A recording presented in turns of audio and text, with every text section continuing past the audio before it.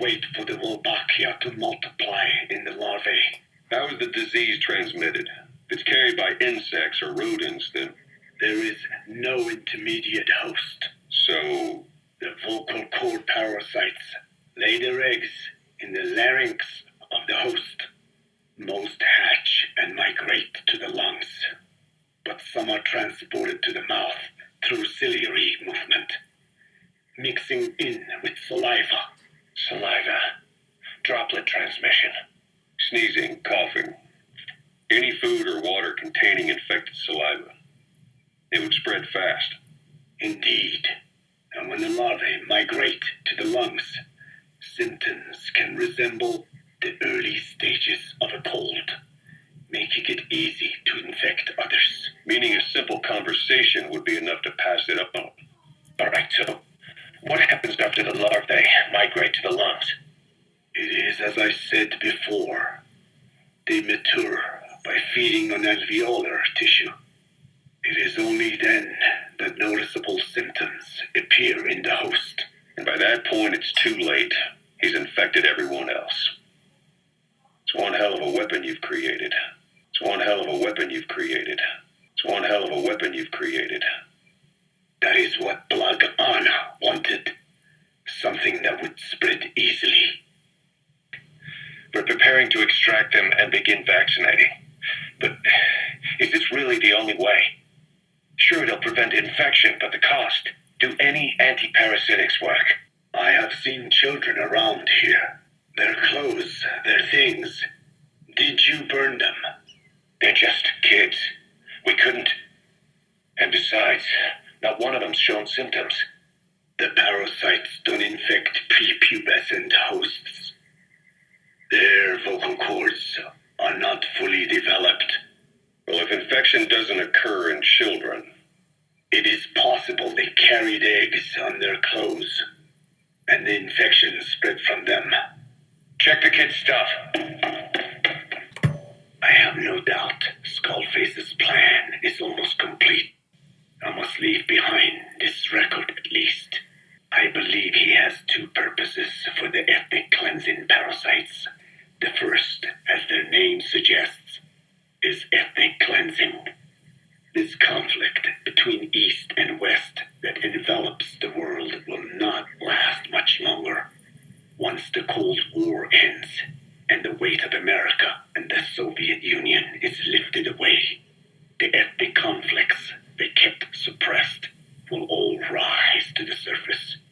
It is not difficult to imagine that the radical sides will begin cleansing their adversaries. But what if an ethnic cleansing parasite matching the language of the aggressors were to be unleashed? The aggressors would be washed off the earth. At the very least, the idea that retaliation could eradicate your people would prove a powerful deterrent. The second purpose is the Englishization of the world. Just as Orwell indicated years ago, Cypher, being based in America, is pushing Englishization for this very reason. Suppose all billion people on this planet come to read, speak, and think in English. Their wills could also be streamlined under English. Cypher's control all the easier. Economic governance would progress in leaps and bounds. The ethnic cleansing parasites would be a great aid in accomplishing this goal. There is no need to destroy every language besides English. All they need to do is weaken other dominant languages competing with it. Russian, Chinese, Arabic. Business, education, film, commodities. English has permeated every area of global society. I can see this when I look at young Dene. Some of them have already lost their grasp of the Navajo language. It is said that over 2,000 languages of the world are facing extinction. This very moment, cultural concepts and forms of expression are disappearing forever. The spread of electronic networks gives greater meaning to Englishization. Networks have no national borders. By basing them on a single language, they can penetrate deeper into and between people. That basic point of unity provides the ideal environment for someone who aims to control people's wills. But how does this differ from building the Tower of Babel? He told me the vocal cord parasites really existed. And not only did they exist, they had already been brought back to life in the modern age. An ancient human cadaver, host to the parasites of the time. A relative species of the Pentastomida discovered in China. It had adapted to live in the nasal cavity of animal hosts. But its genetic sequence showed signs of common ancestry with the vocal cord parasites. Ontogenesis, the path of an organism to maturity, is like a roadmap of the phylogenetic evolution of the entire strain. Cypher used this to effect a reverse evolution of the modern parasite and resurrect the vocal cord parasites. They interposed a developmental mechanism to the ontogenetic stage analogous to when the relative species first appeared, the point at which it split from the vocal cord parasites, forcing its evolution down the other path, the vocal cord parasite path. The larvae is produced by the vocal cord parasites, reborn. I do not know in detail how Cypher accomplished this, but clearly they have access to high-level genetic technologies. Skullface said it was the work of a genius woman scientist, and that the relative species in question was first discovered by a group once called the Philosophers. I was tasked with modifying the resurrected parasites. He charged me with two demands.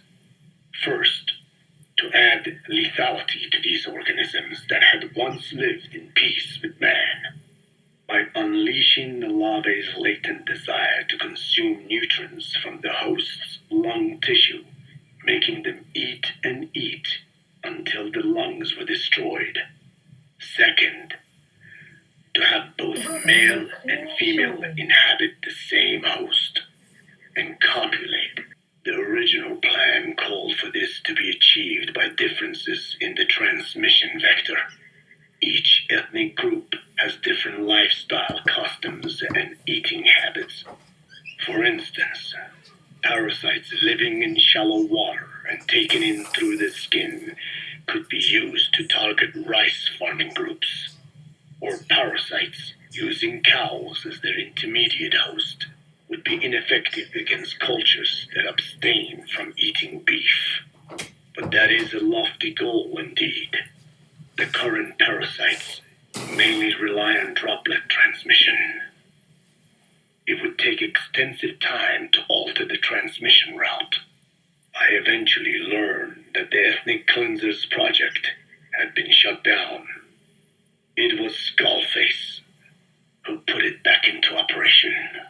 I understand that the Chinese philosophers who discovered the relative species of parasite originally planned to develop a phonogrammic Alexia parasite. The left temporal parietal region is home to the part of the brain that identifies the phonetic symbols of the English language. They wished to create a strain that would parasitize that region and suppress its literacy functions. The brain area responsible for identifying the logographs of Chinese, meanwhile, is in the left middle frontal gyrus, meaning that even if native speakers of Chinese were infected with the parasite, the literacy would be unaffected. Old and new, east and west, there is no limit to the delusions of those in power. But this delusion threatens to become a reality. I have to do something to stop this. There must be something I can do. Here's my theory.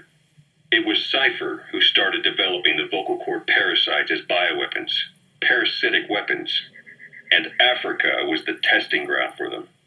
As Code Talker said, their purpose is the ethnic cleansing of only those who speak a particular language.